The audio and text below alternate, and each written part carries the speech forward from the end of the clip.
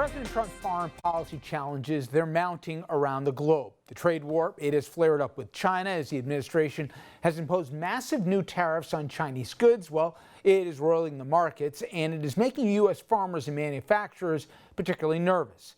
North Korea, they're testing missiles again. That comes in the wake of the failure of the president and Kim Jong-un to make any progress on a nuclear deal. Then there is Iran. The president has deployed warships to the region as tensions rise there. Iran's president says he would begin to walk away from the nuclear deal that's restricted his capabilities, and the Trump administration responded with a new round of sanctions. Despite that, the president said yesterday he'd like to speak with the Iranians if they gave him a call.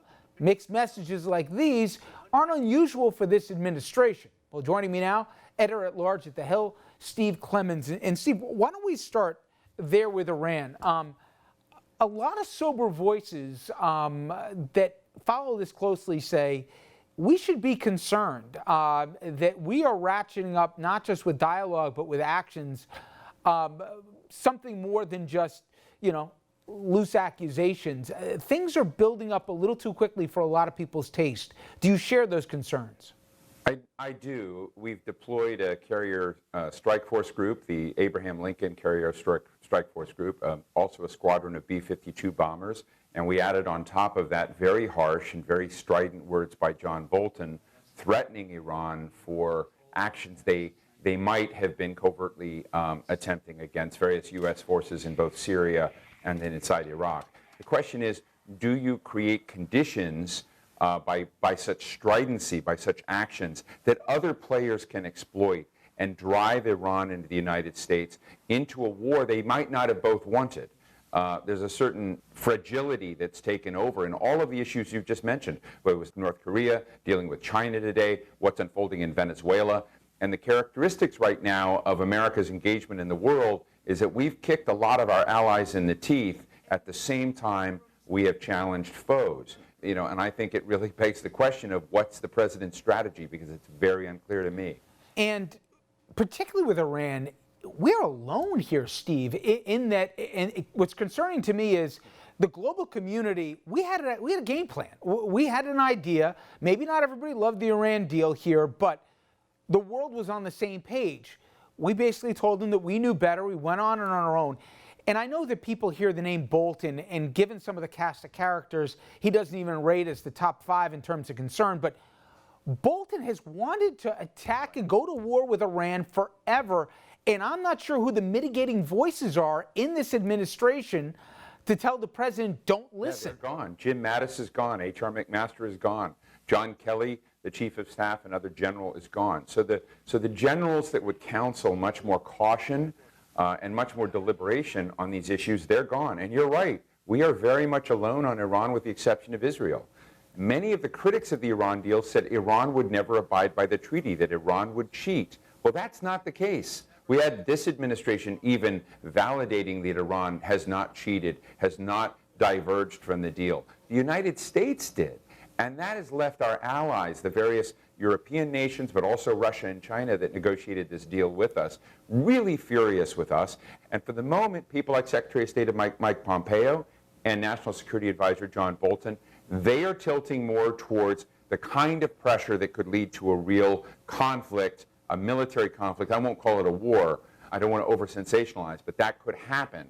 And others are not counseling against that. The thing is, President Trump does not like wars. Despite pretending to, he really doesn't. And so there's a bluster here that we have to be skeptical of, because at the end of the day, President Trump wants to keep his eye on the ball of his kind of pugnacious nationalism and not get wrapped up in other countries that much. Steve, I almost hesitate to go down this road here, but you mentioned the president seemingly waiting by the phone here for the phone call, and somehow John Kerry being involved. I want to play the soundbite for anybody who missed this, because this went into real crazy town. Again, this is the president talking about the lack of communication with the Iranians, but apparently it being the fault of the former Secretary of State.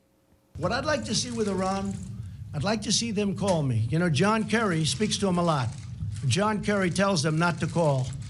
That's a violation of the Logan Act. And frankly, he should be prosecuted on that. Okay.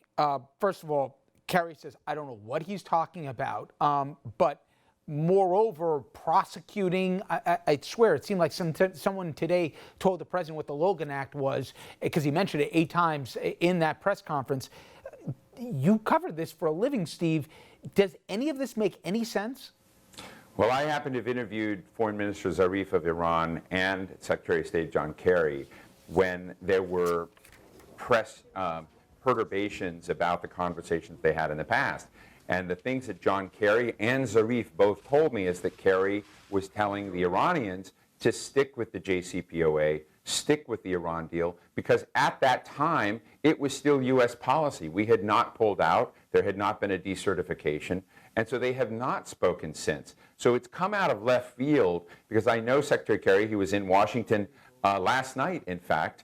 And so these conversations and calls that the president has alleged he has made have not been made. That said, I asked Foreign Minister Zarif, would he take a call? Would they meet with this White House? And Zarif said, when he sees a responsible player with a player that is willing to be respectful of a process and begin standing by the terms that the United States had previously negotiated, and that to walk away just because there's a different administration from a negotiated arrangement, you can't just, from their perspective, just turn on a dime every time a new president comes in, because it collapses the faith and trust of any administration, and it just creates an incentive to wait for the next president.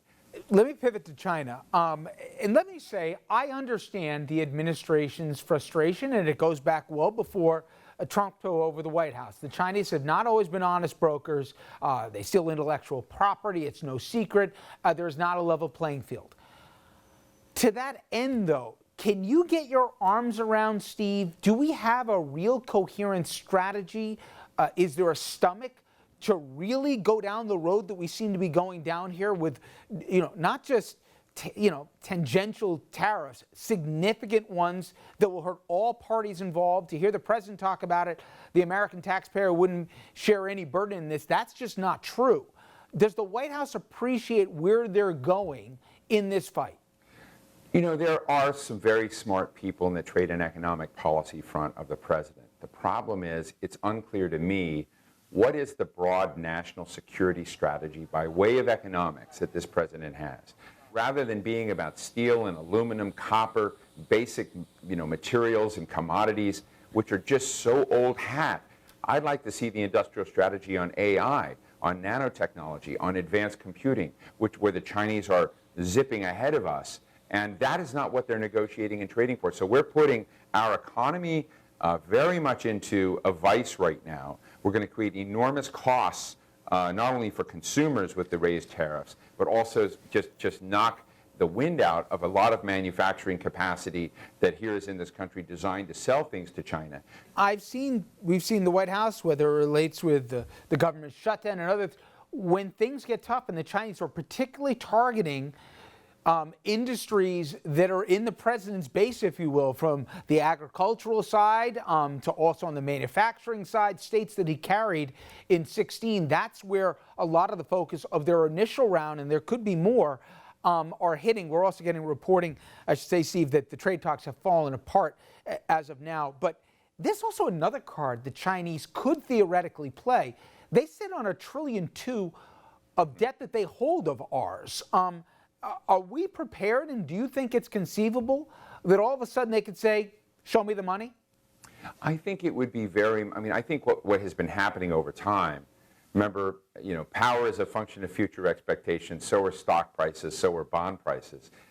And to a certain degree, the Chinese have already begun to buy fewer treasuries, already begun to buy less U.S. debt, and so they could dump a portion of U.S. debt. But again, it's not in their interest for us to go into a tailspin with that, because you still have a significant amount of buying. But $1.2 trillion in a $20 trillion economy right now, we have ways to withstand it. So the dependency is a lot less. I don't mean to sort of take the air out of one scenario. People are throwing it out there about what leverage points China has, but I don't believe it is as big a leverage point as people are making it out to be. Certainly a lot of uncertainty in the world. Steve, I appreciate the time as always. Thank you so much. My pleasure. Thank you very much. And coming up next, we're going to remember a D-Day veteran. He just passed away just a month before the 75th anniversary of that incredible day where he served. Stay with us.